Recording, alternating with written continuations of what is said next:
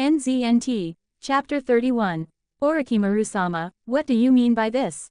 Yusuke said coldly, staring at Orochimaru who had suddenly attacked him. Yusuke didn't believe that Orochimaru would turn against him here. After all, his strength was no less than Orochimaru's, and there was no point in fighting him. Orochimaru stopped attacking and performed a sword-swallowing stunt, returning the Kusanagi sword to his belly. Yusuke-kun, the cursed seal contains half of the nine-tailed fox's yin-release chakra, right? I went to see the fourth Hokage's son. The 8 trigrams seal on his stomach only has half of the nine-tailed fox's yang-release chakra. I'm very curious. On the night of the nine-tailed fox rampage, how were you able to get half of the nine-tailed fox's yin-release chakra from the fourth Hokage and Kushina? Staring intently at the 2-yi seal on Yusuke's left chest, Orochimaru asked Yusuke with interest. The 2-yi seal, because it had sealed the nine-tailed fox, had become very clear. It wasn't as dim as it was when it was first formed. Seeing that Orochimaru had discovered his secret, Yusuke said slowly, it was just a lucky coincidence. You're not going to tell the third Hokage about this, are you? Orochimaru laughed, his hoarse voice very unpleasant. Orochimaru-sama, please keep your voice down. Your experiments have been making a lot of noise lately. I don't want anyone to discover that we're close. Yusuke said calmly. Stopping his creepy laughter, Orochimaru looked at Yusuke and said, Yusuke-kun, this place isn't for people like us. The so-called will of fire, the so-called bonds, have restrained how many talented people. Come with me and leave the village. I already have a very suitable base. I believe that if we work together to develop forbidden jutsu, we can definitely transcend the realm of ordinary ninjas and reach the extraordinary. As Orochimaru spoke, he spread his arms, as if he were looking towards the future. Of course, don't worry. With your strength and talent, you won't be my subordinate. We'll be completely equal. Orochimaru looked at Yusuke sincerely, waiting for his reply. I'm sorry, but I have no intention of leaving the village, Yusuke said, rejecting Orochimaru's proposal without hesitation. Yusuke hadn't expected that Orochimaru was here to invite him to defect from the village. Although Orochimaru's invitation was very sincere, with equality as a prerequisite, Yusuke had too many people in the village that he couldn't bear to leave. He couldn't just leave. Hearing Yusuke's answer, Orochimaru looked very disappointed. Yusuke-kun, you truly can't escape the entanglements of the mundane world. With you like this, your strength might just stop here. A person's ambition determines the height they can reach. As he spoke, Orochimaru's body gradually turned into an illusion and slowly disappeared into the air. Yusuke-kun, I'll be in Konoha for a while. If you change your mind, it's not too late. Yusuke shook his head, looking at the spot where Orochimaru had disappeared. He turned and slowly walked towards the Uchiha clan headquarters. If I had no ties, maybe I would really cooperate with Orochimaru and pursue the purest power. Yusuke couldn't help but think to himself. Time flew by. 3 months passed. After Yusuke defeated Shisui in the previous competition, his reputation reached its peak in the Uchiha clan. After all, the ninja world was a world where strength spoke for itself. Many clan members who had been dissatisfied with Yusuke before had become respectful towards him during this time. At the same time, the title of Flame Sword was known to everyone in Konoha. Many people in Konoha had watched his battle with Shisui. Yusuke's strength was rumored to be incredible. Shisui, who had been defeated by Yusuke, also saw his reputation rise instead of fall. Shisui had also displayed near-cage level strength in this competition. Although he was defeated by Yusuke, no one would consider him weak. With the two masters, Flame Sword, and Shunshin Shisui, the Uchiha clan's declining reputation had risen again in recent years. But it also made the major ninja clans very wary. During this period, nothing major happened in Konoha village. The villagers were all busy rebuilding the village. The only major news was that Jiraiya, one of the Sannin, had returned to the village and was stationed there, which reassured the villagers who had just suffered the nine-tailed fox rampage. Konoha Hospital, the ward where the fourth Hokage, Minato Namikaze, was staying. Jiraiya looked at his disciple, who was lying unconscious in bed, and felt a pang of self-blame. If I had been in Konoha village at that time, Minato wouldn't have been under so much pressure. He wouldn't have ended up like this, Jiraiya sighed. Jiraiya-sama, it's not your fault. No one could have predicted that the nine-tailed fox would suddenly attack the village, Kakashi said beside him, trying to comfort Jiraiya. I hope we can find Tsunade as soon as possible. If she were here, she would definitely be able to wake up Minato. Once Minato wakes up, we'll be able to know what exactly happened that night. Hearing Jiraiya's words, Kakashi frowned. Are you saying that something else happened that night? Jiraiya nodded affirmatively, yes. With Minato and Kushina's strength, they shouldn't have been unable to deal with a nine-tailed fox. This isn't simple. Jiraiya said seriously, analyzing the situation. After they finished talking about Minato's injuries, Kakashi asked, by the way, Jiraiya-sama, the fourth Hokage's child, the third Hokage sent him to the orphanage first. Are you going to go see him? Naruto, huh? Jiraiya smiled slightly. Of course, I'm going to see him. Let's go now. Huh, is this your book, Jiraiya-sama? As they were about to leave, Kakashi noticed a pink-covered book on the cabinet next to the fourth Hokage's bed.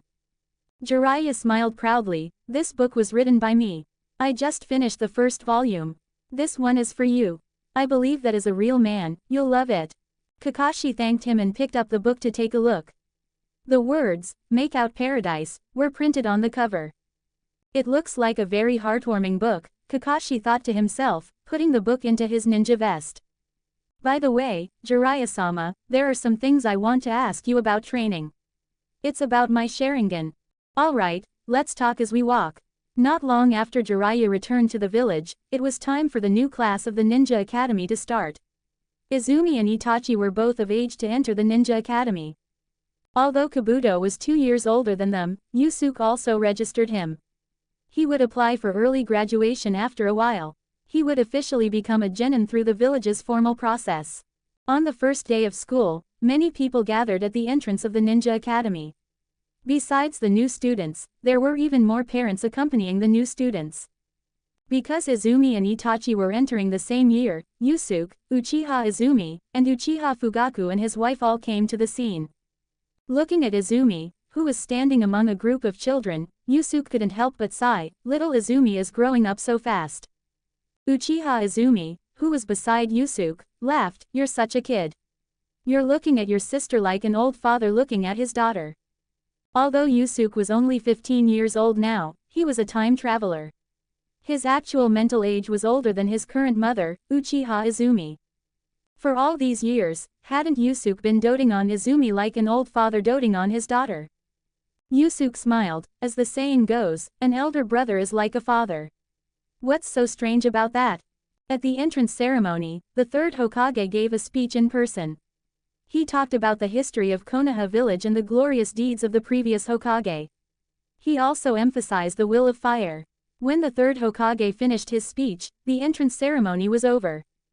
The new students officially began their basic ninja training. The parents also left the Ninja Academy one after another. 6 months after Izumi, Itachi, and Kabuto entered the academy, they all applied for early graduation. Because they had already trained with Yusuke for a long time, they had all met the requirements for early graduation. Izumi and Kabuto stayed with Yusuke to continue training. Yusuke wasn't comfortable with Izumi going out on missions. And Kabuto was Yusuke's most valuable assistant in developing jutsu. Although he was still young, he could already provide Yusuke with a lot of help. As for Itachi, he wanted to gain some practical experience on missions. He joined a standard 4-person ninja team. The team leader was the Jonin, Mizuno Doyuki. Besides Itachi, the team also had 2 genin who were 2 grades higher than him, Izumo Tenma and Inari Shinko. Itachi carried out many missions in this team. Although he didn't integrate into the team at first, as the number of missions increased and the difficulty of the missions continued to grow, the cooperation between Itachi and the other 3 teammates became more and more tacit. They also became friends. However, the good times didn't last. During a guard mission, Itachi's team was attacked by a mysterious person.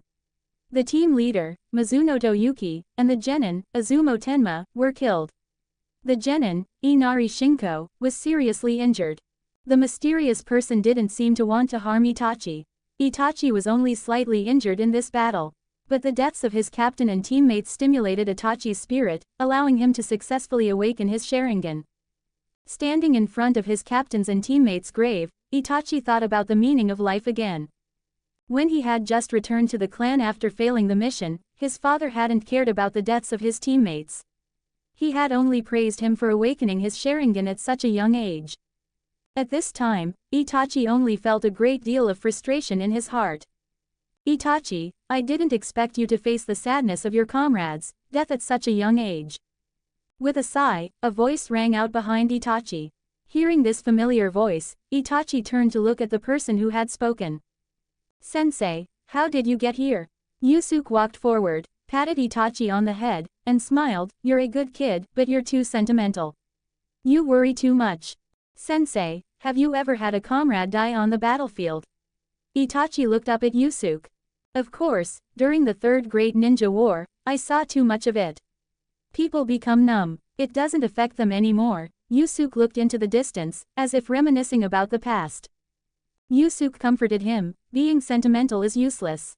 Cherish the people around you. Strive to become stronger, only then will you have the power to change your fate. Hearing Yusuke's words, Itachi was silent for a long time. Then, he suddenly asked Yusuke, Sensei, do you think the village or the clan is more important? I thought you would keep that question bottled up inside. Yusuke smiled. He found a stone step nearby and sat down. He beckoned to Itachi, signaling him to sit beside him. So, Itachi, what do you think is more important? Itachi hesitated for a moment before answering, in my opinion, the village is more important. Yusuke wasn't surprised by Itachi's answer. In the original story, Itachi had chosen to destroy his own clan for the sake of the village. If one day, the village and the clan have a very serious, irreconcilable conflict, would you sacrifice the entire clan for the sake of the village? Hearing Yusuke's question, Itachi was stunned. He didn't know what he would choose to do at that time. Patting Itachi on the shoulder, Yusuke smiled and asked, have you heard of the trolley problem? The trolley problem? For more advanced chapters visit my Patreon. patreon.com/kane45. Casual Reader 15 Advanced Chapters. Intermediate Reader 30 Advanced Chapters. Expert Reader 60 Advanced Chapters. 2 comments 0 vote. NZNT. Chapter 32. Hearing Yusuke mention the trolley problem, Itachi shook his head, indicating he hadn't heard of it. A special note here, there are trains in the Naruto world. There are 5 people tied to one set of train tracks. On a branch of those tracks, there's one person tied up. A train is speeding towards the tracks, and you're holding the lever that can change the train's direction. So, would you choose to pull the lever, sacrificing one person's life to save the lives of 5 people? Yusuke slowly explained the famous trolley problem from his previous life. Although Itachi hadn't answered yet, Yusuke had already guessed what Itachi would choose. Itachi thought about it for a moment and then answered, I would pull the lever. Yusuke nodded and continued, what if there were 5 people, each with a problem with their heart, liver, spleen, lungs, or kidneys? They would all survive if they could get healthy organs. And then, a healthy person appears. Would you choose to kill this healthy person and transplant his healthy heart, liver, spleen, lungs, and kidneys to these 5 people? Hearing Yusuke's question, Itachi shook his head, no. As soon as he finished answering, Itachi looked at Yusuke's seemingly amused expression. He seemed to understand something but couldn't grasp the key point. Sensei, your 2 questions make me even more unsure of how to make a choice. Itachi's gaze became confused. Life can't be measured simply by quantity. You don't have the right to take another person's life for the sake of 5 people. Yusuke said slowly. And the conflict between the village and the clan shouldn't be simply about the village being larger and the clan being smaller. You shouldn't sacrifice the clan to benefit the village. The clan isn't necessarily wrong, and the village isn't necessarily right. If the village's strategy against the Uchiha clan is wrong, should we still compromise? Faced with Yusuke's questions, Itachi didn't know how to answer. After a moment of silence, he asked back, but Shisui said that clanism is narrow-minded. If all the clans in Konoha are selfish and don't consider the village, what will happen to the village? Hearing Itachi's words, Yusuke sneered. The so-called narrow-mindedness is just Shisui's simple measurement of value based on quantity. If clanism is considered narrow-minded in the village, then isn't village supremacy considered narrow-minded to the entire ninja world? If one day, sacrificing our Konoha village could save the other 4 ninja villages, would you do it? I believe you're a smart kid.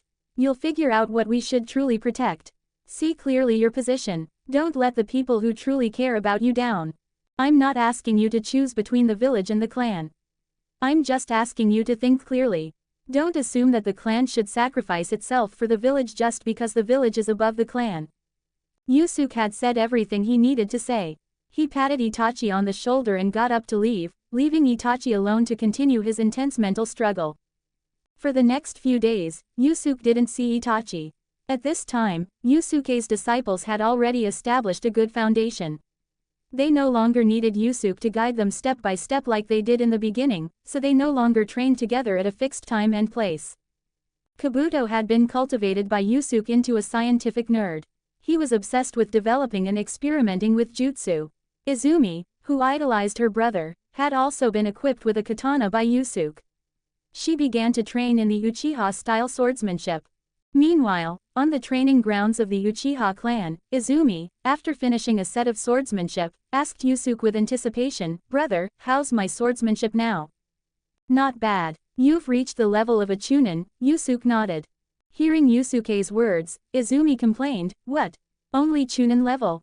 You little girl, you haven't even walked properly, and you want to fly?" Yusuke shook his head and smiled. Just then, Itachi also arrived at the training ground and walked towards the two of them. Looking at Itachi's clear, determined gaze, Yusuke knew that he had figured it out. "Sensei, I've thought carefully about what you said a few days ago." Itachi looked at Yusuke and said seriously. "So, what are you going to do next?" Yusuke asked. "I'll train hard and make myself strong enough to change the clan, to change the village. If I don't have that kind of talent, I'll also do my best to protect the clan and the people I care about," Itachi said firmly. As he said this, Itachi's eyes looked at Izumi, who was standing nearby. For the first time, Izumi was looked at by Itachi with this inexplicable gaze. She blushed and lowered her head, her cheeks flushed. "As expected of my disciple. Itachi, I believe you can do it." Yusuke was also very relieved at this time. Yusuke couldn't figure out what his disciple was thinking. Although he wanted to talk to him about the village and the clan, he hadn't found the right opportunity. Now that he had been able to make Itachi abandon the dangerous idea of sacrificing the clan for the village, Yusuke had let go of a worry. He told Itachi to continue training in swordsmanship with Izumi. Then, Yusuke returned to his laboratory. This laboratory was specially requested by Yusuke and Fugaku in the clan's headquarters. It was for Yusuke and Kabuto to use. After Yusuke and Orochimaru had worked together to complete the 2-Yi seal, he had been considering developing the reverse 2-Yi seal, a seal specifically designed to seal yang release chakra. The 2-Yi seal was based on Hashirama cells, using their powerful yang release power to seal yin release power. The reverse 2-Yi seal, similarly, would require a material with strong yin release power as its foundation to seal yang release power.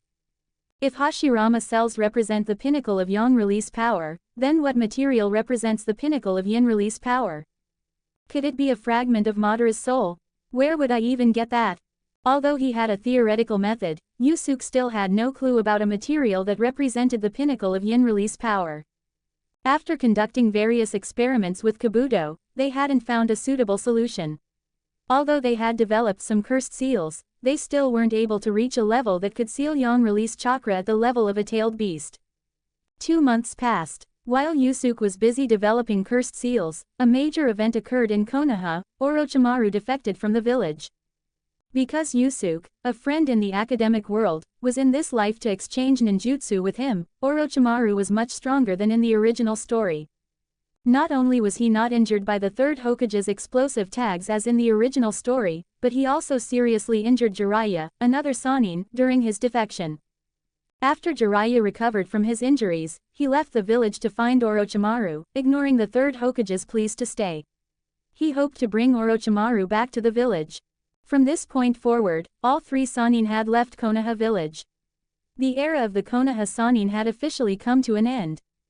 Shortly after that, Konoha's high-ranking officials received an invitation from their ally, Tsunagaku.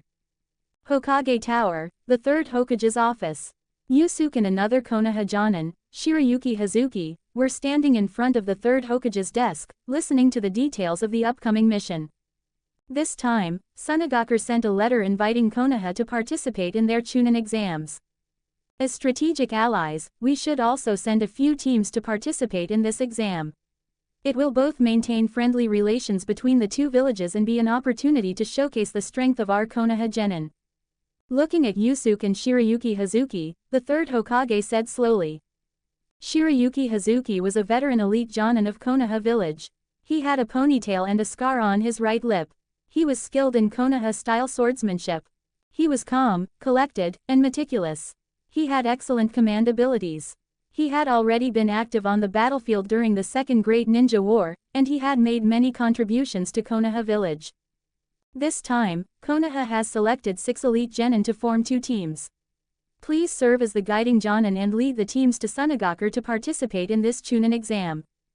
Hazuki, Yusuke, you two are both top-notch jonin. This time, you can also give these elite genin a lot of guidance and help them achieve good results in this Chunin exam. After the third Hokage finished speaking, Hazuki and Yusuke immediately agreed, saying that they would definitely not fail their mission. The third Hokage had originally wanted to send Yusuke and Kakashi, 2 young jonin, to Sunagaku to show off their skills. At this time, when the village was at its weakest, letting other ninja villages see Konoha's rising stars would also have a deterrent effect. Unfortunately, Kakashi's father, White Fang, had a significant grudge against Sunagaku, so it wasn't suitable to send him. Therefore, the third Hokage could only arrange for other jonin to take Kakashi's place. Third Hokage-sama, who are the genin participating in the Chunin exam this time? Yusuke asked the third Hokage. Yusuke actually already knew about this mission in advance. His disciple, Itachi, had also been selected as one of the genin participating in the Chunin exam. What Yusuke hadn't expected was that he would be the guiding jonin leading the team to Sunagaku. The third Hokage gave his assistant a brief instruction. The assistant quickly brought 6 genin from outside the office. Yusuke glanced at them and recognized most of them. Except for a brown-haired girl that Yusuke didn't recognize, the others were all named characters in the original story. After the 6 genin entered, they all gave brief introductions. They were Moonlight Aoba, Mizuki, Izumi, Kurenai Yuhi, Enko Mitarashi, and Uchiha Itachi. The Yuhi clan was a bloodline clan in Konoha village that was very skilled in genjutsu. This girl must be very good at genjutsu, considering she was chosen. What surprised Yusuke was that Mizuki, the fake, was also selected. Could it be that the butterfly effect of his time travel had improved Mizuki's strength? These 6 genin were all very young. Itachi was only 7 years old, and the oldest, Mizuki, was only 13. At this time, all of them except for Enko seemed very excited. Because of Orochimaru's defection, Enko wasn't as energetic as she had been when Yusuke had met her before. She had a gloomy expression. After Orochimaru defected, Enko was imprisoned. After several rounds of questioning, she was confirmed to have no connection to Orochimaru and was released. But she had gone from a rising star to an ordinary genin. Orochimaru, whom she trusted and admired most, had abandoned her and defected from Konoha alone. This had also deeply affected her, and she couldn't get over it. Looking at the 6 genin lined up in a row, the third Hokage said slowly to Hazuki and Yusuke, "They're all the best ninjas selected from among the genin. You can choose freely and form 2 teams." After the third Hokage finished speaking, he left the rest to Yusuke and Hazuki. Hazuki looked at the 6 genin and said to Yusuke, "These kids all seem to admire you. Why don't you choose first? That way, they won't blame me later." At this time, Yusuke, who was very young but already famous, was a well-known genius ninja throughout the ninja world. Except for Enko, who had been keeping her head down, the other genin looked at Yusuke with admiration to varying degrees. Yusuke smiled, "Hazuka-senpai, you're making me feel embarrassed. But since you're so humble, senpai, then I'll be respectful and accept your offer." For more advanced chapters visit my Patreon. patreon.com/kane45. Casual Reader 15 Advanced Chapters. Intermediate Reader 30 Advanced Chapters. Expert Reader 60 Advanced Chapters. 3 comments 0 vote. NZNT. Chapter 33. Hearing that Yusuke would be the one to choose first, all the genin present, except for Enko, who was keeping her head down, showed expectant expressions. Yusuke noticed keenly that although Anko was keeping her head down, she would sneakily glance at him from time to time. Itachi. Yusuke called out the first member of his team. As Yusuke's disciple, Itachi would undoubtedly have a spot. Looking at the remaining ninjas, Yusuke started thinking. He had already decided to choose Anko for his team. He also didn't want to separate Moonlight Aoba and Kurenai Yuhi, and Mizuki just didn't interest him. Kurenai Yuhi. When Yusuke finished calling out the second name, Anko's shoulders involuntarily twitched. In her heart, she hoped to be chosen for Yusuke's team. Although she had acted like she didn't get along with Yusuke when they had first met, she considered him one of her few friends. Why didn't he choose me? Could it be that he doesn't want to have anything to do with me because of Orochimaru-sama's defection? Anko thought to herself, her small fist subconsciously clenching tightly. Anko. Just then, Yusuke called out Anko's name. Anko was still a child at this stage. Hearing that Yusuke had chosen her in the end, she immediately looked up at Yusuke. Her face couldn't hide her happiness. But when she looked up and saw Yusuke's seemingly amused expression, she immediately guessed that he had chosen her last because he wanted to tease her. She angrily suppressed her happy expression. After Yusuke finished choosing, the remaining 3 genin automatically joined Hazuki's team. After leaving the Hokage Tower, Yusuke took Itachi, Anko, and Kurenai Yuhi to the training ground, preparing to have everyone introduce themselves first. This was an essential step when forming a new team. Although Yusuke was familiar with Itachi and Anko, with Kurenai Yuhi joining, they still needed to get to know each other better to facilitate the team's future cooperation. I'll be your guiding Jonin during the Chunin exams. I know Itachi and Anko, but since Kurenai Yuhi is here, let's all introduce ourselves. Uchiha Yusuke, Jonin. I'm pretty good at ninjutsu, taijutsu, and genjutsu. Hearing Yusuke's self-introduction, Itachi remained calm. Anko rolled her eyes, showing that she didn't care. Kurenai Yuhi, however, showed a very admiring expression. Yusuke turned to Kurenai and nodded with a smile. But unexpectedly, Kurenai, who had been very admiring of him before, suddenly took 2 steps back as if she were startled. She also showed a slightly frightened expression. Yusuke's smile froze on his face. What's going on? Am I scary when I smile? Kurenai Yuhi's reaction was a blow to Yusuke, who was confident in his good looks. He couldn't help but secretly question himself. PFF'd. Anko, who was standing nearby, couldn't help but laugh when she saw Yusuke's awkwardness. Then, she realized that this was inconsistent with the melancholic aura she had been maintaining recently. She quickly adjusted her expression and put on a serious face again. I'm Uchiha Itachi. I'm 7 years old. I'm Yusuke-sensei's disciple. I'm currently a genin. I can use ninjutsu, taijutsu, and genjutsu a little. Please give me your guidance in the future. Itachi, very understanding, rescued his teacher and took the initiative to introduce himself. Mitarashi Anko, 11 years old, genin. I'm good at ninjutsu and taijutsu. I like mochi and red bean soup. Anko introduced herself after Itachi, also mentioning her favorite foods. Hearing that Anko also liked to eat mochi, Itachi subconsciously glanced at her. After the 3 of them finished, they all looked at Kurenai Yuhi, who hadn't introduced herself yet. Seeing that all 3 of them were looking at her, Kurenai Yuhi suddenly turned purple. She was so scared that she sat down on the ground, and a tear rolled down her cheek. Yusuke, Itachi, and Anko looked at each other, not knowing what was wrong with the girl. Sorry. My name is Kurenai Yuhi. I'm 11 years old. I'm pretty good at Genjutsu. And also, I'm afraid of strangers. I'm really sorry. At this time, Kurenai Yuhi tried to stand up. She stammered as she spoke, and she also bowed to the 3 of them to apologize. Hearing Kurenai's self-introduction, the 3 of them understood why she was behaving so strangely. Yusuke shook his head helplessly. He hadn't expected to choose a teammate with such a personality flaw. Since she had such a major personality flaw, she was still chosen to represent Konoha in the Sunagaku Chunin exams. This meant that she must be exceptionally skilled in genjutsu. This made Yusuke a little excited.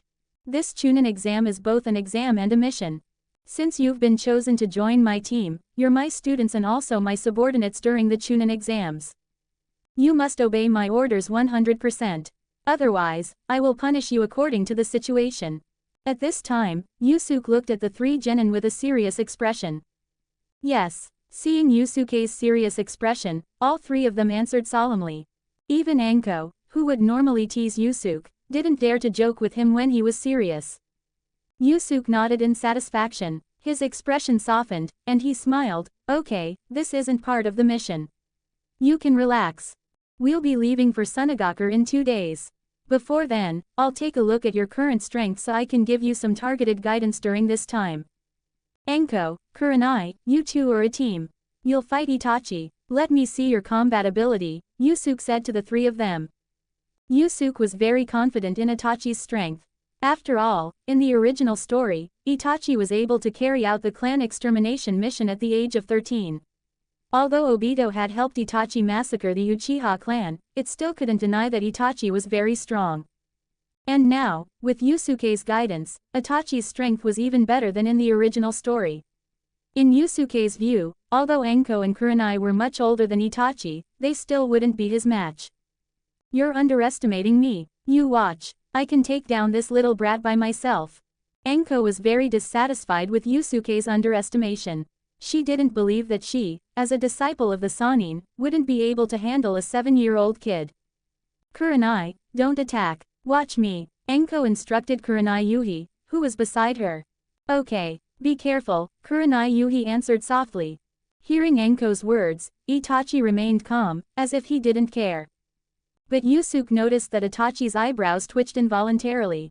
It was clear that Itachi wasn't very happy with the term, little brat. Itachi and Anko stood opposite each other, about 10 meters apart. Yusuke announced the start of the duel.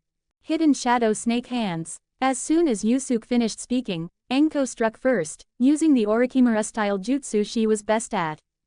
7 or 8 light brown snakes extended from Anko's sleeves, biting towards Itachi's location. Itachi remained calm in the face of these snakes, but Kurenai, who was watching from the sidelines, turned pale. Yusuke shook his head and sighed inwardly, wondering how such a delicate girl could survive in the cruel world of ninjas. Itachi calmly jumped backwards and upwards, dodging Anko's hidden shadow snake hands attack. At the same time, he quickly formed hand seals. His speed was almost as fast as his teacher, Yusuke. Looking at Itachi's hand seals, Yusuke nodded in satisfaction. Itachi had an extraordinary hand seal speed in the original story. Now, after Yusuke's intensive training, he had already possessed this shocking hand seal ability. Fire Release. Phoenix Sage Fire Technique. He completed the hand seals almost instantly. 7 or 8 chakra flames formed into missiles and flew densely towards Anko's location. Anko was also startled by Itachi's counterattack speed. She immediately retracted her hidden shadow snake hands and dodged the oncoming fire missiles. As Anko focused on dodging, Itachi had already jumped onto a nearby tree. His Sharingan activated, and he threw many kunai and shuriken towards the sky around Anko. Anko also noticed Itachi's actions, but she didn't understand his purpose. These kunai and shuriken were far away from her, and they weren't thrown with much force. Their speed was very slow. Even an ordinary person could dodge them, let alone a ninja. Just as Anko had finished dodging all the fire missiles and was charging towards Itachi, Itachi threw out a large number of kunai again. But this time, the kunai that Itachi threw out were extremely fast.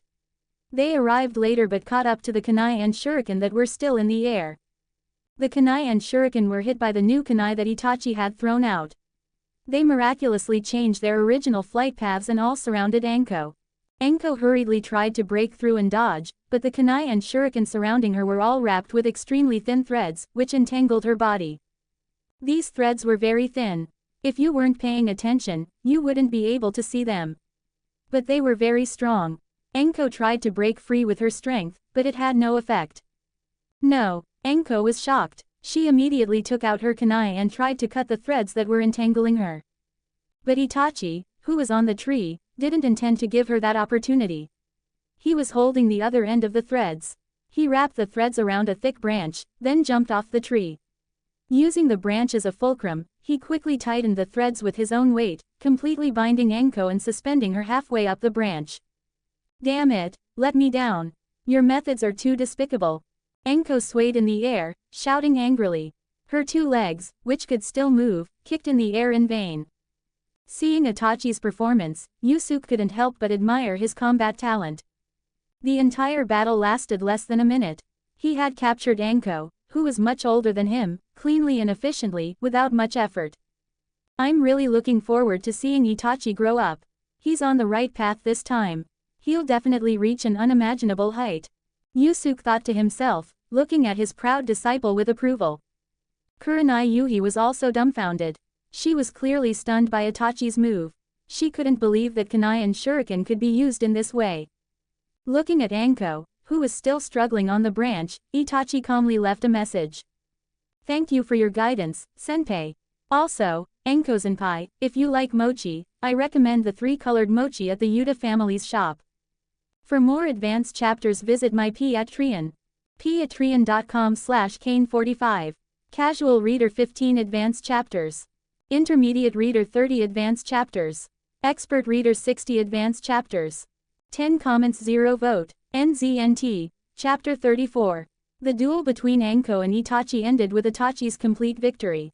After releasing Anko from the branch, Anko immediately charged towards Itachi with a defiant look, wanting to redeem herself.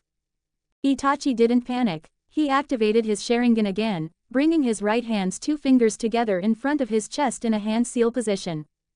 Tsukuyomi. Tsukuyomi was a genjutsu that Itachi had mastered. It required the Sharingan to activate and could control the target's mind, making them return to a deeply ingrained memory, trapping them in an illusion they couldn't escape. Of course, the illusion created by this technique could be a scene from the target's past happy memories or a scene from some bad memories. In the eyes of Yusuke and Kurenai Yuhi, Anko, who had been rushing towards Itachi, stopped in her tracks. But in Anko's perception, she suddenly saw a flash of light in front of her, and she was hung back on the branch. What's going on? I'm already down, aren't I? Anko, who found herself hanging on the branch again, was completely dumbfounded. She didn't understand what was going on. At this time, Kurenai Yuhi, seeing that Anko was under control, formed hand seals. Release. As her voice fell, Anko saw a flash of light in front of her and returned to reality. At this time, Anko also knew that she had been caught in Itachi's genjutsu. She had been controlled by Itachi twice, and she was too embarrassed to continue fighting Itachi. Her face flushed, and she snorted, "You little brat, you're still pretty good. I'll concede this round." Itachi replied politely, "Anko-senpai, you're too kind." After Itachi finished speaking, he looked at Kurenai Yuhi, who was standing beside him, and said, "Kurenai-senpai, you're really good at genjutsu. You were able to break my Tsukuyomi so quickly." He was very confident in his genjutsu.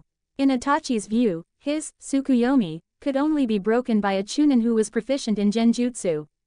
Kurenai Yuhi still spoke in a stammer, "I just know a little bit of genjutsu. My taijutsu and ninjutsu are very ordinary. I'll need your guidance in the future." After Anko and Itachi's sparring, and Kurenai Yuhi's ability to break Itachi's genjutsu, everyone had a general understanding of each other's strengths. Yusuke offered some suggestions for their future training. After leading the 3 of them through some team cooperation training, he announced that they were dismissed. They were going to Sunagaku the day after tomorrow. Yusuke didn't want his team members to be exhausted from overtraining, so he gave them a day to rest and adjust themselves. Returning to the clan's headquarters, Yusuke also began to prepare. He actually harbored other thoughts about this mission to Sunagaku. After sealing the 9-tailed fox's yin release chakra and using it to fight Shisui, Yusuke confirmed that the amount of yin release chakra had a great impact on his strength. He also had the idea of taking the yin release chakra of other tailed beasts. This mission to Sunagaku to participate in the Chunin exams as a guiding Jonin gave Yusuke an opportunity to come into contact with Shukaku. Since the death of the first Jinchuriki of Sunagaku, Shukaku had been sealed by Sunagaku in the Shukaku's gourd. However, after Shukaku, Sunagaku had repeatedly had other ninjas try to become Jinchuriki, but none of them could withstand Shukaku's violent personality. They all went crazy and died. When the last Jinchuriki died, Shukaku seized the opportunity, broke free from the seal, and escaped to the Nara desert near Sunagaku. Because there was no suitable candidate to become a Jinchuriki, the 3rd Case-Cage and the 4th Case-Cage didn't rush to waste their strength to capture Shukaku again. But Yusuke knew that as Gaara gradually grew up, the fourth case, Rasa, would have the idea of making Gaara a Jinchuriki. He would then go to the Nara desert to find Shukaku, and he would capture and seal it in the Shukaku's gourd with his own strength. Although Shukaku's chakra amount was far less than that of the nine-tailed fox, it was still a tailed beast. Its power level should be on par with the nine-tailed fox. After all, during the nine-tailed fox rampage, the third Hokage was almost helpless in the face of the rampaging nine-tailed fox. He could only rely on Minato and Kushina to save the day. From this point of view, the fourth case, Rasa, was actually very strong. Although he was assassinated by Orochimaru in the original story, there must have been an unknown process behind it. Yusuke prepared all the scrolls he needed for various sealing jutsu. He activated his Sharingan and entered the state of inner vision. In the state of inner vision, time in the outside world was only an instant. But during this process, Yusuke would constantly consume dojutsu power. When his dojutsu power was depleted, even if Yusuke wanted to stay in the mental world, he would be forced to leave the inner vision state. He arrived again at the Misty Land in his mental world. Ryujin Jaka, his Zanpakuto, was still standing between heaven and earth, enveloped in raging flames. The giant Sharingan in the sky moved its gaze as Yusuke's gaze moved, and the nine-tailed fox was lying on the ground, battered and bruised, completely still. Wait a minute, something's wrong. Why is the nine-tailed fox battered and bruised? And why is it so submissive? Yusuke couldn't help but wonder. Seeing Yusuke walking towards him, the nine-tailed fox suddenly screamed in terror, as if a battered wife, "Ah! Don't come any closer. I know I was wrong." Yusuke only had a big question mark in his mind. He didn't know why the nine-tailed fox was so afraid of him. "Nine-tailed fox, what's wrong with you? Why are you battered and bruised?" Yusuke asked. The nine-tailed fox slowly backed away, shouting, "Didn't you do this to me? You don't want to do it again, do you? Please, spare me." Looking at the trembling nine-tailed fox, Yusuke was completely confused. He didn't know why he had made the nine-tailed fox so scared. He also had no idea where the nine-tailed fox's injuries came from. "Tell me what happened, otherwise, I'll make you experience it again," Yusuke said calmly, a cold glint flashing in his eyes. Although he didn't know exactly what had happened, in order to find out the truth, Yusuke could only pretend he knew and threaten it. Hearing Yusuke's threat, the nine-tailed fox immediately trembled. It had no choice but to tell him the story again. But at this time, the nine-tailed fox thought that Yusuke was a complete pervert. He had beaten him up and now he was making him recount the story. The nine-tailed fox had fallen to such a state. It was simply outrageous. After hearing the nine-tailed fox's story, Yusuke frowned and thought. According to the nine-tailed fox, he had been to the mental world not long ago. And at that time, because the nine-tailed fox had contradicted him twice, he had beaten it up badly. It had even left injuries on its spiritual body. It was truly unbelievable. Could it be? Yusuke turned to look at the Zanpakuto standing in the mental world. He tried to call out, "Ryujin Jaka, is that you?" As Yusuke called out, a figure slowly walked out of the raging flames. Although he couldn't see his specific appearance, the figure's eyes were like two sharp blades of light, piercing through the layers of flames. As he was swept by this sharp, domineering gaze, Yusuke felt his breath catch in his throat. It was as if he was facing an invincible opponent. Seeing this figure, the nine-tailed fox immediately backed away, screaming in terror, "It's him, it's him, it's him. It's those eyes. No wonder I felt something was wrong when I saw you just now. Although you look exactly the same, your eyes are completely different." As the nine-tailed fox's voice fell, the figure walked out of the flames completely. It was a person who looked exactly like Yusuke, wearing the same clothes. But through their eyes, you could see the difference between this person and Yusuke. Yusuke's eyes were calm as water, while this person's eyes were full of sharpness and domineering. "Yes, it's me." Ryujin Jaka stared at Yusuke. Yusuke felt an unprecedented pressure coming at him. His entire body felt like it was sinking into a quagmire. He even found it difficult to speak. "Is this Reiatsu?" Yusuke asked with difficulty. Ryujin Jaka retracted his Reiatsu and said slowly, "You're still somewhat capable. You weren't so intimidated by my Reiatsu that you couldn't even speak. But you're still far from reaching the level one approve of." Hearing Ryujin Jaka's words, Yusuke frowned. He also knew that he hadn't unleashed Ryujin Jaka's power, but he still hadn't found a clue to training Ryujin Jaka's power. Although he had thought of using the tailed beast's yin release chakra to activate Ryujin Jaka, Yusuke also vaguely sensed that this wasn't the right path. The owners of Zanpakuto are called Shinigami, and Shinigami all use spiritual power to fight. As long as your spiritual power is strong enough, any technique will have incredible power, not to mention my flames.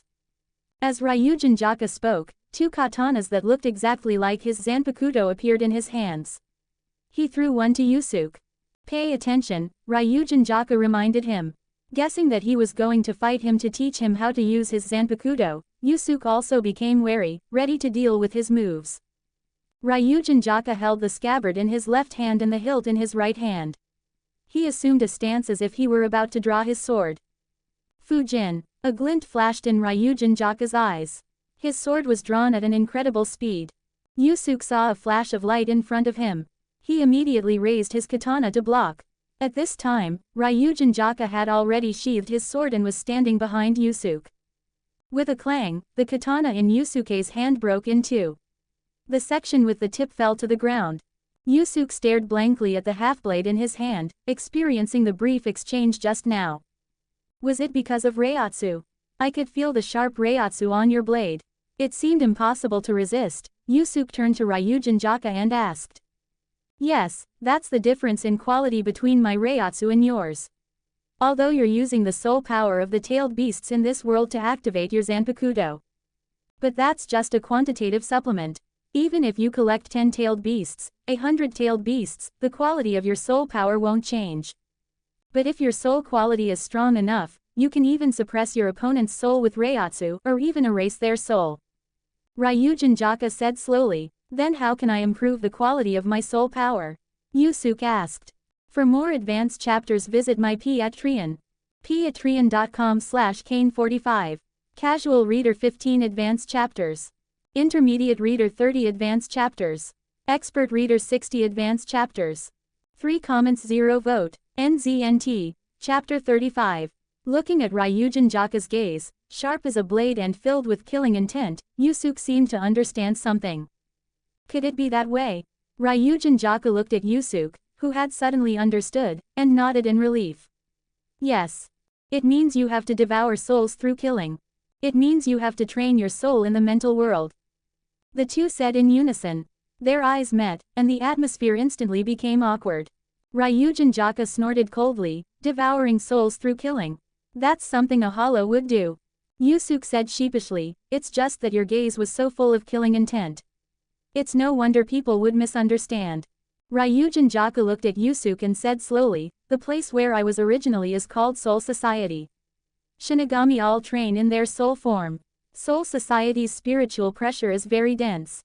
Shinigami can constantly strengthen their soul power by training in any way. This world isn't suitable for spirit bodies to exist. There's no free-floating spiritual pressure in the space.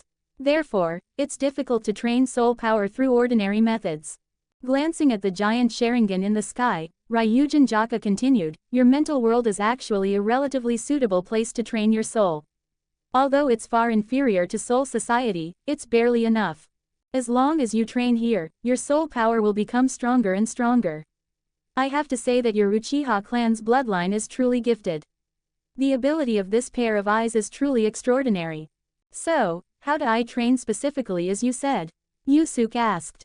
The best way is to fight. Fight, Ryujin Jaka nodded, yes, your opponent is me. Strengthen your soul and spiritual power through mental battles and training. In the long run, your soul will improve in quality. Hearing Ryujin Jaka's training method, Yusuke frowned, with my current dojutsu power, I can only stay in the mental world for an hour at most before my dojutsu power is completely depleted. It takes about a day to fully recover my dojutsu power. And if I'm fighting in the mental world, my dojutsu power will probably be consumed even faster. I might not even be able to last 20 minutes. Ryujin Jaka looked at Yusuke and said, don't worry about that. As your soul power increases, your dojutsu power will naturally increase with it, and you'll be able to train for longer and longer. Also, when your soul becomes strong enough, your eyes will naturally evolve to the so-called Mangekyo Sharingan. Hearing Ryujin Jaka mention the Mangekyo Sharingan, Yusuke's heart skipped a beat. He asked Ryujin Jaka, but according to our clan's records, the condition for awakening the Mangekyo Sharingan is the death of a loved one. Only then can an Uchiha's spirit break through the limits of the ordinary Sharingan. After awakening the Sharingan, Yusuke had stopped looking forward to the Mangekyo Sharingan.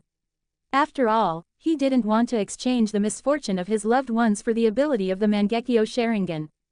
Ryujin Jaka sneered, "That's only because the level of soul power in this world is simply too low. Your clan members can only break through the limits of their abilities through this kind of intense mental stimulation. If your soul is strong enough, you can easily upgrade your Sharingan to the next stage with Reiatsu." Hearing Ryujin Jaka's analysis, Yusuke nodded, "I understand. Everything is still based on soul power. But wouldn't the progress be too slow if I rely on this method of training?" Ryujin Jaka glanced at Yusuke and said calmly, "Training isn't something you can achieve overnight. Being hasty will only lead you astray." Hearing Ryujin Jaka's words, Yusuke nodded in agreement. Yes, I was indeed too eager for quick results. After discussing the training of the soul with Ryujin Jaka, Yusuke's training began immediately.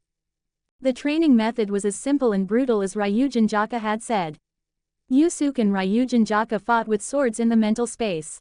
Ryujin Jaka, as the embodiment of a Zanpakuto, was not only very skilled in swordsmanship, but his powerful Reiatsu also put great pressure on Yusuke. At this stage, Yusuke was no match for Ryujin Jaka. Whenever he was attacked by Ryujin Jaka, Yusuke would feel a pain as if his spirit was being torn apart because he was a spiritual body. But according to Ryujin Jaka, this was also part of the process of training soul power. The first training session didn't last very long. With Yusuke's current dojutsu power, he could only train for about 10 minutes in a fierce battle before his dojutsu power was depleted and he was forced to exit the inner vision state. After exiting the mental world, Yusuke immediately felt very tired. He needed to rest to recover his spiritual power and dojutsu power. This conversation with Ryujin Jaka was very beneficial to Yusuke. It gave him some confidence to face opponents at the Six Paths level in the future. One day later, Yusuke was about to set off for Sunagaku. "Brother, have a safe trip. Be careful on the road, Yusuke." Outside his home, Uchiha Izumi and Izumi were seeing Yusuke off. This mission would take at least a month to go to Sunagaku and back. "Izumi, come here." Yusuke beckoned to Izumi. Izumi ran to Yusuke obediently, blinking her big eyes at him.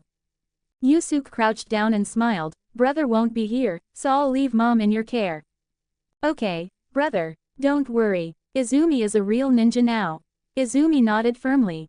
Just then, Izumi saw 3 golden red, flame-like tomo flash in her brother's eyes. She blinked. When she looked again, her brother's eyes were the same as usual. There was no change. Maybe I was just seeing things, Izumi thought to herself. After saying goodbye to his family, Yusuke went to the agreed meeting point. When the 2 teams participating in the Chunin exams were all gathered, they set off for Sunagaku together. Initially, the places they passed through were lush with trees, mountains, and rivers. But the closer they got to Sunagaku, the hotter the temperature became. The trees became sparser, and the rivers almost disappeared. The group traveled for about 5 or 6 days. They passed through the land of rivers, which was sandwiched between the land of fire and the land of wind, and arrived at the edge of a vast desert. Although they were only on the edge, everyone could still feel the scorching heat waves coming from the desert ahead. As far as the eye could see, there was only monotonous yellow. There wasn't even a single tree, only rolling hills of yellow sand. The air ahead seemed to be distorted because of the high temperature. This should be the place, right? Yusuke unfolded a scroll and looked at it for a moment. He asked Shirayuki Hazuki, who was also a guiding Jonin, standing beside him. Hazuki looked at the desert again and nodded, "Yes. Let's begin." Looking at the 6 genin, who were looking at each other in confusion, Yusuke said slowly, "The Chunin exams officially begin now. You 6 must cross this desert and reach Sunagaku within 3 days. If Hazuka-senpai and I don't see you in Sunagaku by this time 3 days from now, then you'll be eliminated." Hazuki's expression was serious, "Don't expect us to give you any help. This Chunin exam is up to you to complete. If you can't even pass the first round, then there's no point in participating in the later rounds. So, We'll see you in 3 days. As soon as he finished speaking, Yusuke formed a hand seal in front of his chest. He and Hazuki's bodies gradually transformed into crows flying towards the sky until they disappeared. This Sunagaku Chunin exam was divided into 3 stages. The first stage required the genin to cross the desert within a specified time and reach Sunagaku. For this stage of the exam, Sunagaku entrusted the judgment of qualification to the guiding jonin of each ninja village. For this exam, almost no village's guiding jonin would deliberately let their genin who didn't pass continue to participate in the second and third rounds. After all, the Chunin exam was also very cruel. The death rate, although not comparable to war, was not low. If they couldn't even pass the first stage of the exam, sending their genin to the later stages would just be adding more cannon fodder. We only have 3 days. Let's set off immediately, Enko said first, seeing that the guiding jonin had already left. But we're going to rush into this sea of sand. Won't we get lost? Moonlight Aoba said. As soon as he finished speaking, he coughed. Itachi put his hand over his forehead and looked at the position of the sun in the sky. He said slowly, "It's noon now. We can rest for a while before setting off. Sunagaku is to our west. If we follow the direction of the sun in the afternoon, we won't be wrong." Hearing Itachi's analysis, everyone nodded in agreement. Enko, like a brother, hooked her arm around Itachi's shoulder and said, as expected of my teammate, "You're really smart. When we come back and become Chunin, I'll treat you to mochi. I'll tell you, mochi must be paired with red bean soup to be delicious." Itachi was about to pull away Enko's arm, but when he heard that she was going to treat him to mochi, he silently stopped moving. The genin found a large tree on the edge of the desert and rested in the shade, eating lunch. They were all young children and quickly became friendly. Even the shy Kurenai Yuhi quickly integrated into the team, laughing and joking with everyone. During their conversation, Itachi keenly noticed that Mizuki seemed to be intentionally approaching him. This phenomenon immediately alerted him. Meanwhile, in the desert, Yusuke and Hazuki were running all out.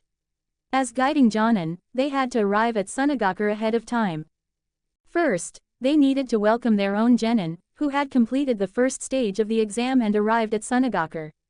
Second, they needed to register the candidates in Sunagaku in advance. "How are they doing now?" Hazuki asked Yusuke, who was beside him.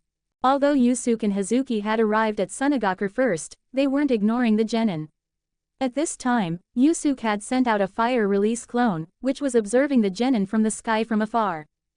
"Don't worry, I believe they won't be defeated by the first stage of the exam," Yusuke said with a smile. Hazuki nodded, "Yes, it seems like I'm getting old. I'm actually worried about those kids. By the way, Yusuke, are you sure you're going in the right direction?" Hearing Hazuki's question, Yusuke looked at him strangely and said, "I'm just following the direction you're going, Hazuka-senpai." The two of them stopped and looked at each other. After silently observing the direction, they changed course and continued towards Sunagaku. "I'm telling you, Yusuke, this is something only you and I know." After a long silence, Hazuki spoke first. "This matter? I have no idea what you're talking about, Hazuka-senpai," Yusuke said seriously. For more advanced chapters visit my Patreon. patreon.com/kane45. Casual Reader 15 Advanced Chapters. Intermediate Reader 30 Advanced Chapters. Expert Reader 60 Advanced Chapters. 4 comments 0 vote. NZNT. Chapter 36. 3 days after parting ways with the 6 genin, Yusuke and Shirayuki Hazuki stood outside the east gate of Sunagaku, waiting for their genin to arrive. For the past few days, Yusuke's fire release clone had been observing the 6 genin from the sky. He had also seen many genin from other ninja villages. The genin from the various ninja villages had varying levels of strength. Yusuke had seen many genin from other villages who were lost in the desert and couldn't find their way. Some were exhausted and collapsed in the desert. These genin were rescued by their village's guiding jonin, but they lost their eligibility to continue participating in the Chunin exams. Compared to some of the smaller ninja villages, Konoha's 6 genin were in much better shape. Except for Kurenai Yuhi and Moonlight Aoba, whose stamina was insufficient and slowed down the team's progress, they were all able to reach Sunagaku within 3 days. Kurenai Yuhi was the type who wasn't good at taijutsu, and Aoba was chronically ill. Although it didn't affect his explosiveness and speed, his endurance was much worse than other genin of the same level. In this stage, the two who performed the best were Enko and Mizuki. The Book of the Limit had a comment about Enko. Enko's endurance is stronger than that of men. Seeing Enko's active performance in the desert through his fire release clone, Yusuke had to agree. Mizuki's performance was a bit unexpected compared to the other genin. It seemed that the desert's hot environment and the fatigue of the long journey had no effect on him. In the original story, Mizuki was Orochimaru's pawn. But judging from his current performance, it's very likely that Orochimaru has strengthened his abilities and left him in Konoha as a secret agent. Through his observations over the past few days, Yusuke had also noticed that Mizuki was intentionally approaching Itachi. But he wasn't very concerned about this. First, judging from Itachi's performance, he had already become wary of Mizuki. Second, in the original story, even Orochimaru had suffered several setbacks at Itachi's hands. What could Mizuki, a mere pawn, do? Yusuke and Hazuki didn't have to wait long. Konoha's 6 genin arrived at the east gate of Sunagakur and met up with them. Except for Moonlight Aoba, who always had a sickly look on his face, Yusuke and Hazuki saw that the other 5 were in good shape. They were still energetic, and the 2 of them couldn't help but nod in satisfaction. This showed that their stamina allocation and time management were very reasonable. They were able to reach their destination within the specified time, and they weren't too tired. When all the participants in the Chunin exams had gathered, Sunagakur's staff took the genin who had passed the first round to a square for assembly. The guiding jonin from each village and some ninjas who had been invited to watch sat in the stands around the square. As the highest leader of the Chunin exams, the 4th case cage, Rasa, also appeared and gave an inspiring speech, encouraging the genin participating in the exam to strive for excellence, to be courageous, and to fully display their strength in the exam. The 4th case cage was the most money-making cage among the 5 great ninja villages. He could use his magnet release bloodline limit to mine gold from the desert and then sell it to various countries. The daimyo of the Land of Wind provided very limited funding to Sunagakur. It was precisely because of the 4th case cage's ability that Sunagakur had enough funds to maintain its current size. Actually, many ninjas in the ninja world could use their abilities for more than just fighting. They could be used in other fields.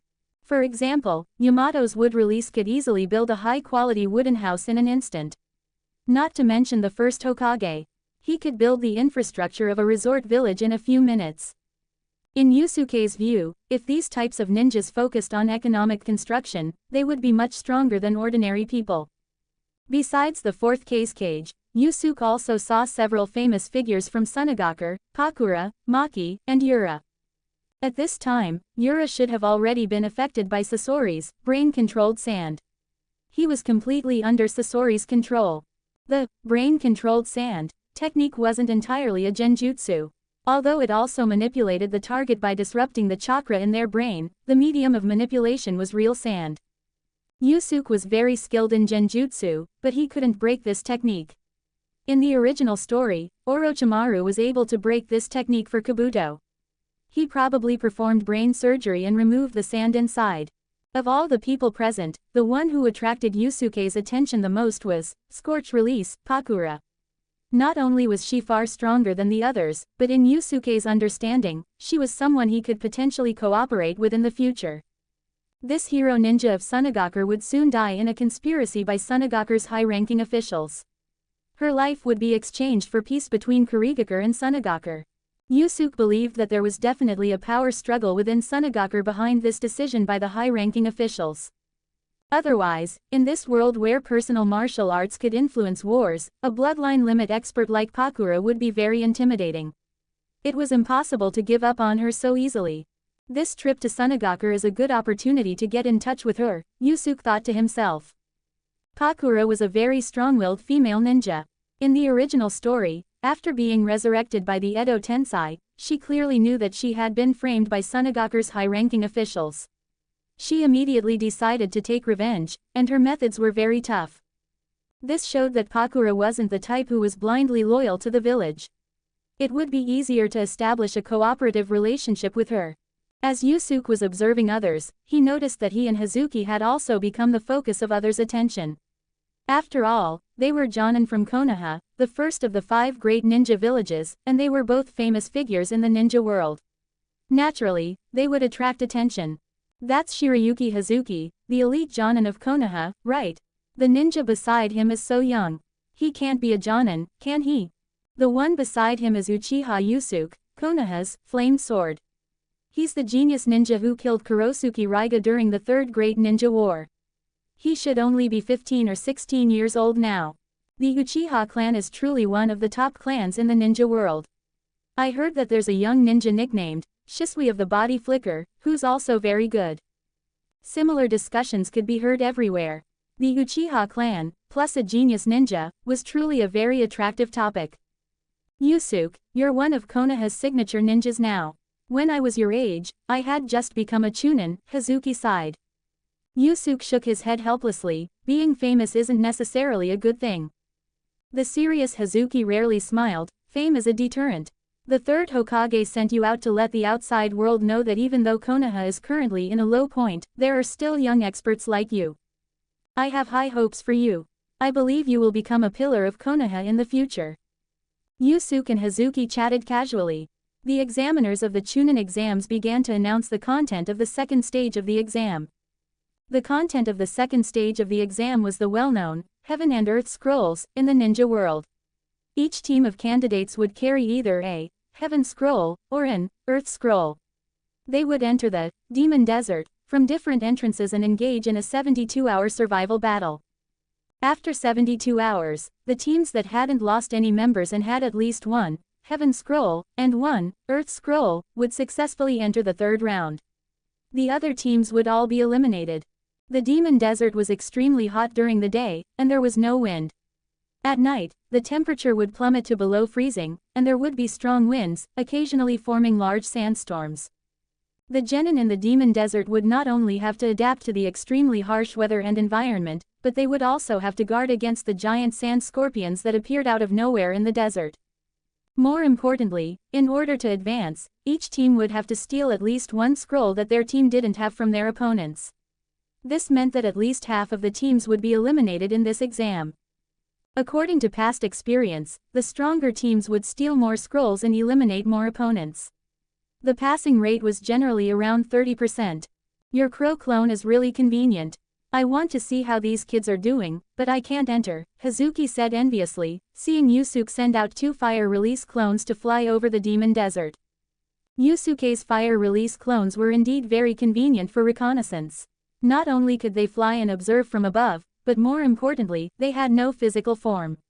They were invulnerable to physical attacks and weren't as fragile as ordinary clones. Yusuke smiled. Don't worry, Hazuka-senpai. With these kids' strength, this challenge won't be difficult for them. This wasn't Yusuke being overly confident. Konoha, as the leader of the 5 great ninja villages and the first ninja village to implement the ninja school system, had top-notch ninjas. The genin selected to participate in this exam were all elites among the village's genin. With a genius like Itachi, this exam was nothing. After the second stage of the exam officially began, the guiding jonin from each ninja village were free to do as they pleased.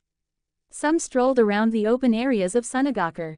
Others returned to the inns they had been assigned to rest. Because ninjas were unpredictable individuals, Sunagaku had arranged for many Anbu and ninjas to secretly monitor the ninjas from various villages, in case anyone did something detrimental to Sunagaku. Yusuke didn't stroll around Sunagaku. He returned to the inn to rest and waited until nightfall. Using the night sky, Yusuke summoned a large number of fire release clones. Because fire release clones were black, they were almost invisible in the darkness. Even if someone accidentally saw one or two, they would only think they were birds passing by. Yusuke controlled most of the fire release clones to fly to the Nara Desert, a distance away from Sunagaku, to look for Shukaku. He kept a few in the sky above Sunagaku, looking for Pakura. Not long after, Yusuke's fire release clones found Pakura in a bustling night market in Sunagaku. At this time, Pakura wasn't wearing her usual ninja clothes. She was wearing casual kimono clothes, and she was accompanied by a cute girl with war paint on her face. It was her closest disciple, Maki. It had to be said that Pakura was a true beauty. She had exquisite features, and her long black hair was tied up high. Two strands of crimson hair hung down on either side of her forehead, adding a touch of heroism to her beauty. Today, Pakura had taken a rare break from her ninja training. She had accepted Maki's invitation to go to the night market. As they were laughing and joking, Pakura couldn't help but feel something was wrong. There was nothing unusual about the surroundings, but Pakura felt an odd and discordant feeling. She just couldn't figure out what it was. Could it just be my imagination? Pakura thought to herself. For more advanced chapters visit my Patreon. patreon.com/Kane45. Casual Reader 15 Advanced Chapters. Intermediate Reader 30 Advanced Chapters. Expert Reader 60 Advanced Chapters. 3 comments 0 vote. NZNT. Chapter 37. The bright night sky, the bustling streets with their dazzling lights, and the constant sound of vendors calling out, the entire night market seemed perfectly normal. But Pakura couldn't shake off a feeling she couldn't explain. It was the alertness she had cultivated over many years as an exceptional ninja. As expected of Scorch Release, Pakura, you can actually sense my genjutsu. Suddenly, a low, ethereal voice echoed. Pakura noticed that the bustling sounds of the street had abruptly vanished. The people on the street, including her disciple Maki, who was holding her hand, suddenly froze in place, as if time had stopped in the entire world. Pakura's expression turned serious. She watched as a tall, shadowy figure walked towards her step by step. The figure was clearly manipulated by genjutsu. She couldn't see his features or clothes, and she couldn't tell his true identity. She could only vaguely tell that it was a man. Who are you? What's your purpose? Pakura asked in a deep voice. The person was naturally Yusuke. With the help of his Sharingan, Yusuke had dragged Pakura into a genjutsu space. In this genjutsu space, no matter how much time passed, only an instant would have passed in the real world. Yusuke's genjutsu was similar to Itachi's Mangekyo Sharingan genjutsu, Tsukuyomi, but it wasn't nearly as powerful. Itachi's Tsukuyomi could inflict mental damage on the target within the genjutsu space. In severe cases, it could cause the target to break down or even die. Yusuke's genjutsu space could only create illusions. It couldn't cause any real harm to the target. But for Yusuke, it was enough. In the brief moment he cast this technique, Yusuke also cast a genjutsu on himself that would cause others to misinterpret their perception. This would prevent others from noticing that he was using his Sharingan. Don't worry, I have no intention towards Sunagaker. I just want to show you something interesting, Yusuke said slowly, using genjutsu to simulate a voice. Pakura snorted coldly, you're hiding in the shadows. Just say what you have to say. In Pakura's view, this mysterious person had the ability to cast genjutsu on her in the middle of Sunagaker's bustling market. He must not be an ordinary person. And the fact that he needed to use this method to contact her meant that he definitely had ulterior motives. As soon as she finished speaking, Pakura suddenly noticed that the surroundings were rapidly changing. Scenes played out like a movie. Yusuke used genjutsu to simulate two scenes. One was Pakura accepting a confidential mission from Sunagaker's high-ranking officials to secretly go to Kurigaker for peace talks. The other was Pakura arriving in Kurigaker's territory and being ambushed and killed. During the performance of the entire scene, some of the scenery and characters weren't clear, but Pakura understood what Yusuke was trying to convey. Her eyes narrowed slightly. Pakura thought about the various conflicts she had with the high-ranking officials recently, and her heart was filled with suspicion. She doubted the authenticity of these scenes and wondered how he had obtained this information. Although she was already 3/4 convinced, Pakura didn't show it on her face. Instead, she sneered, you're using this genjutsu to show me these things that don't exist to alienate me from the village. Yusuke laughed, time will tell if it's true or not. I believe time will prove everything. For Yusuke, he had already conveyed the information he wanted to Pakura. He didn't need to waste his breath explaining the authenticity of these things to her. When Pakura received the mission assigned by the village's high-ranking officials, she would naturally verify it herself. As Yusuke's words fell, the illusionary scene in front of Pakura slowly faded, and the bustling sounds of the night market returned to her ears. Teacher, why aren't you talking? Maki, who was holding Pakura's hand, kept calling out to her. Pakura came back to her senses. Her expression returned to normal, and she said with a smile, nothing. I just spaced out for a moment. By the way, Maki, how long did you call me before I came back to my senses? Maki laughed. I didn't expect teacher to space out sometimes.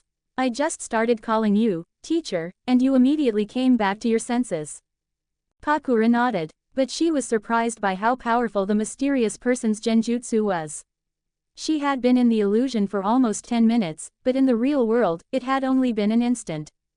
Huh, teacher, what's this in your hand? At this time, Maki noticed the small scroll in Pakura's hand and asked curiously.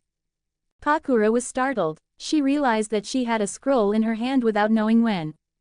I was so careless. Although I was under the effects of genjutsu, the fact that he could place the scroll in my hand without me noticing means that he could have easily killed me in that situation. With countless doubts in her heart, Pakura put the scroll in her bosom, planning to check its contents when she was alone. Just as Pakura's attention was on the scroll, Yusuke walked past her, brushing shoulders with her. The corners of his lips curled up slightly. For Yusuke, this contact with Pakura had been very smooth. Pakura was a temporary pawn he had thought of. It wouldn't matter to him whether or not he could ultimately turn her into a collaborator. It's a good thing she was relaxed and not on guard in Sunagaku. Otherwise, it wouldn't be easy to control her with genjutsu. With his back to Pakura, Yusuke slowly strolled towards the other end of the night market street. The next day at noon, the second stage of the Chunin exams had already lasted for about 24 hours. Because the Demon Desert was very large, all the genin teams had entered from different entrances. So far, Konoha's two teams hadn't been able to successfully meet up. Under the surveillance of Yusuke's two fire release clones, he knew the situation of Konoha's two genin teams. The situation of Mizuki, Aoba, and Azuki team was relatively stable. The three members were all top-notch genin. The three of them were very good at taijutsu. In the early stages of ninja training, many ninjas couldn't master ninjutsu and genjutsu proficiently. In many cases, taijutsu was the key to victory. In less than a day, they had already obtained the scrolls their team needed. They were now hiding in a secluded place. All they had to do now was to minimize fighting and last 3 days. On the other side, Itachi, Izumi, and Kurenai Yuhi's team had encountered a little trouble. They were attacked by a Sunagaku seed team. During the battle, Izumi, because she had overused her chakra, experienced a cursed seal eruption and temporarily lost her fighting ability. But with Itachi's powerful overall abilities and Kurenai Yuhi's unexpected genjutsu, the team still defeated their opponents. Unfortunately, the opponent's scroll was the same type as the one their team was carrying, so they couldn't rest. They had to continue searching for other teams to steal scrolls. Seeing Izumi's condition, Yusuke felt a pang of guilt. He had indeed been negligent.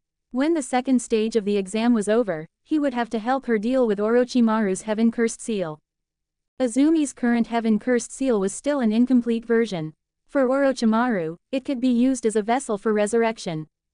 But for Izumi, it was completely useless. Not only could she not use it to increase her chakra like Sasuke, but it would also erupt when her chakra was insufficient, causing Izumi to lose her fighting ability due to the pain. In a tea house in Sunagaku, Yusuke chatted casually with Hazuki while broadcasting the situation he had observed with his fire release clones. Just then, one of the fire release clones that had been circling the Nara Desert sent a message that it had found Shukaku's location. Yusuke was delighted. He immediately ordered all his fire release clones to gather near that area and conduct a carpet search. By nightfall, Yusuke had roughly located Shukaku's position. He left a fire release clone at the inn and quickly rushed to the Nara Desert. After Yusuke arrived in the Nara Desert, near the area where Shukaku was hiding, nearly 100 fire release clones circling in the sky all swooped down and flew back into his body. Looking at the endless sea of sand in front of him, although Yusuke knew that Shukaku was hiding beneath the sand nearby, he wasn't sure exactly where. It seems like I'll have to use some tricks to force Shukaku out from under the sand, Yusuke thought to himself. After thinking of a method, Yusuke quickly formed hand seals. As soon as he finished the hand seals, he pressed his right hand down on the sand beneath him. Flame release. 10 directions scorching earth. Circles of black inscription seals continuously spread outwards from the spot where Yusuke pressed his right hand on the sand. In the blink of an eye, the inscription seals covered an area of nearly 600 meters in radius. Under the influence of Yusuke's jutsu, the golden sand on the ground turned slightly red. A large amount of hot air rose from the sand. Yusuke had used his jutsu to heat the sand in this 600-meter radius area, causing the temperature beneath the sand to rise sharply. Because the range of this jutsu was so large, it consumed almost 70% of the chakra in Yusuke's body. But this wasn't a problem for Yusuke. After all, he had a 9-tailed fox yin release chakra battery inside his body, which wouldn't affect his fighting ability. Yaha! Suddenly, a very loud and piercing cry rang out. Yusuke was startled. Fortunately, the Nara Desert was still a good distance from Sunagakur. Otherwise, this would have attracted Sunagakur's army.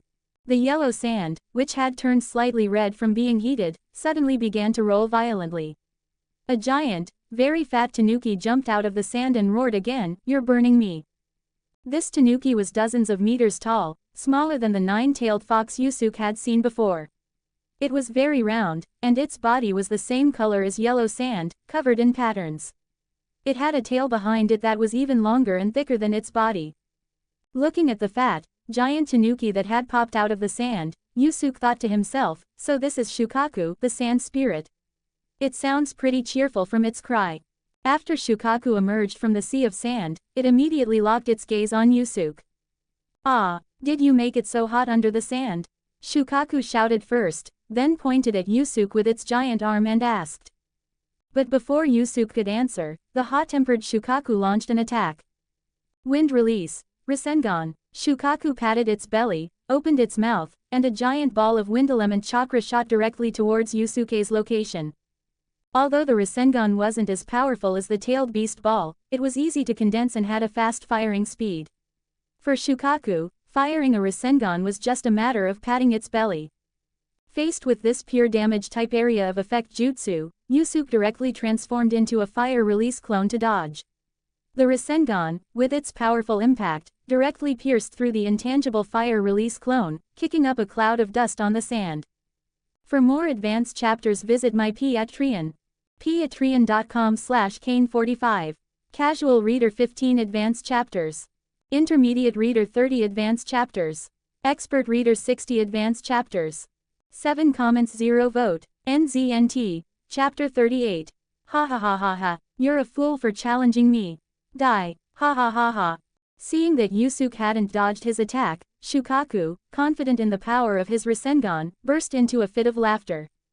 Amidst the billowing yellow sand kicked up by the Rasengan's powerful impact, Yusuke created 4 fire release clones, each holding a scroll, and charged towards the 4 directions surrounding Shukaku's location. The swirling sand gradually settled, and Shukaku realized that not only had his opponent not been defeated, but he had also created 4 more clones. It seemed like they were preparing to surround him. Yusuke's 4 fire release clones weren't meant to gang up on Shukaku. They were to prevent Shukaku from escaping. He was going to use them to cast a jutsu barrier. The 4 clones unfolded the scrolls in their hands and placed them on the sand. They quickly formed hand seals. After completing the hand seals, they pressed their right hands on the blank space in the center of the scrolls. Barrier. 4 Red Yang formation. As soon as the words left his mouth, red yang barrier walls extended from the scrolls where the 4 fire release clones were standing. The barrier walls extended from both sides of the 4 points, connecting to form a cubic barrier space that surrounded Yusuke and Shukaku. In the original story, Orochimaru had used this barrier jutsu, the 4 Red Yang formation, to trap the 3rd Hokage.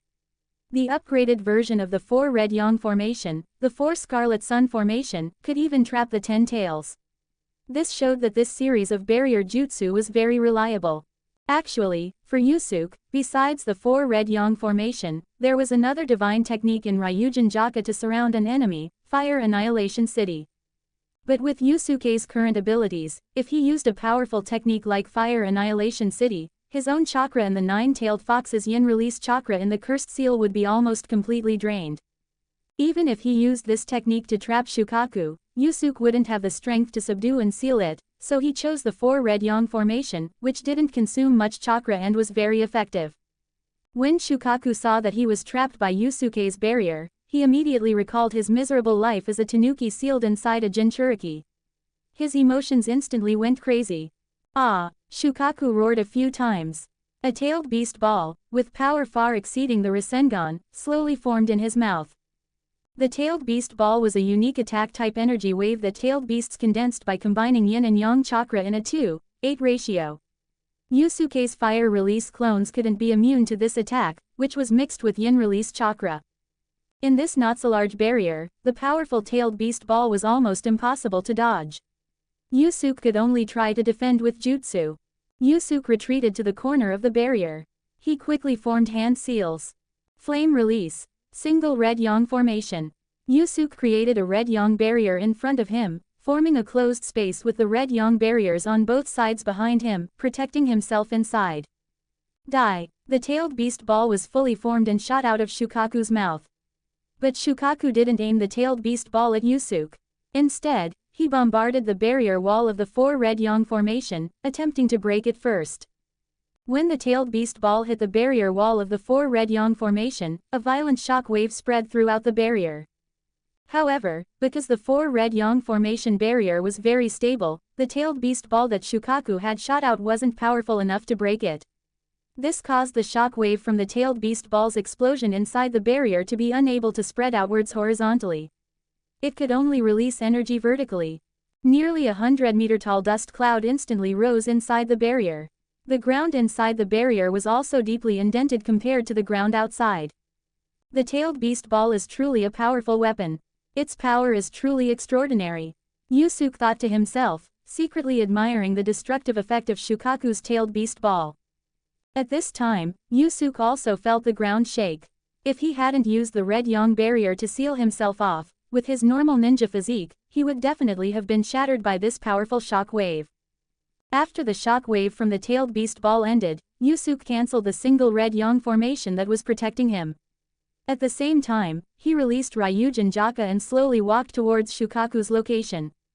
The dust cloud slowly dissipated.